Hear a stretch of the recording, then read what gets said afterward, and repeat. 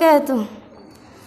حامدا و مصلیا اما بعد، عنوان تقریر ہے استقامت اسلام کی نظر میں۔ ان الذين قالوا ربنا الله ثم استقاموا تتنزل عليهم الملائكة ألا تخافوا ولا تحزنوا وأبشروا بالجنة التي كنتم توعدون۔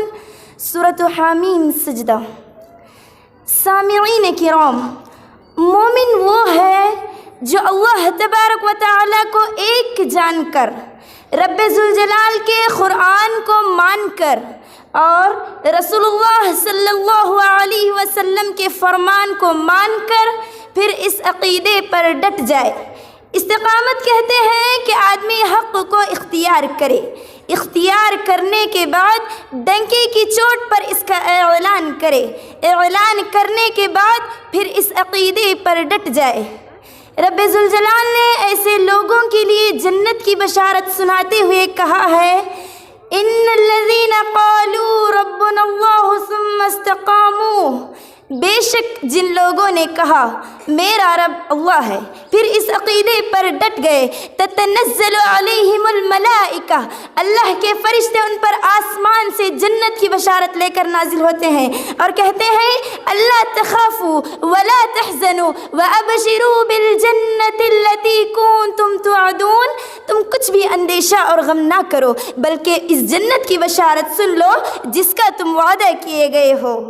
میرے بھائیوں اور بہنوں، یہ خوشخبریاں عام لوگوں کو نہیں ملتی، یہ خوشخبریاں ملتی ہیں تو ایمان کے بعد استقامت اختیار کرنے والوں کو ملتی ہیں۔ اور یہ بھی یاد رکھو، اللہ تبارک و تعالیٰ تمہیں پریشانیوں میں ڈالے گا، جیسا کہ قرآن سورۃ البقرہ آیت نمبر 55، وَلَنَبْلُوَنَّكُمْ بِشَيْءٍ مِّنَ الْخَوْفِ وَالْجُوعِ وَنَقْصٍ مِّنَ الْأَمْوَالِ وَالْأَنفُسِ وَالثَّمَرَاتِ، ہم تم کو ضرور بضرور آزمائیں گے، خوف کے ذریعے، بھوک کے ذریعے، جان و مال اور پھلوں میں کمی کے ذریعے۔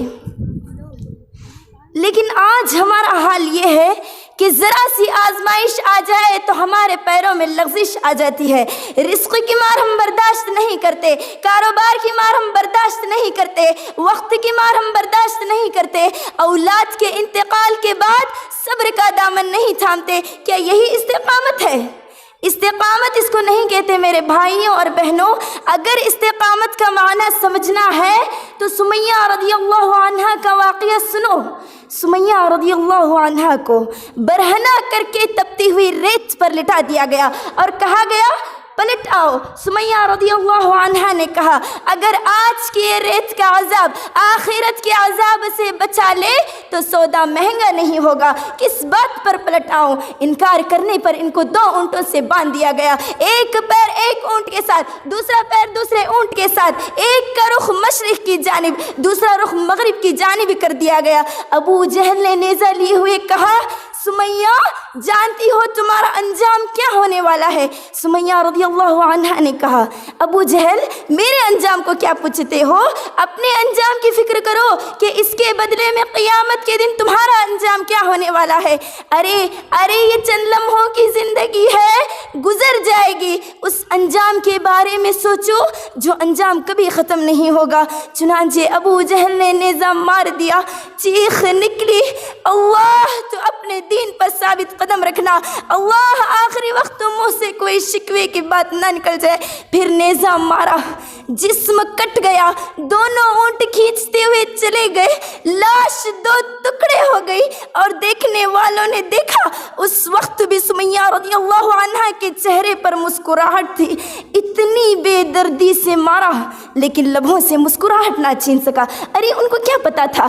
تتنزل علیہم الملائکہ، اللہ کے فرشتے ان پر آسمان سے جنت کی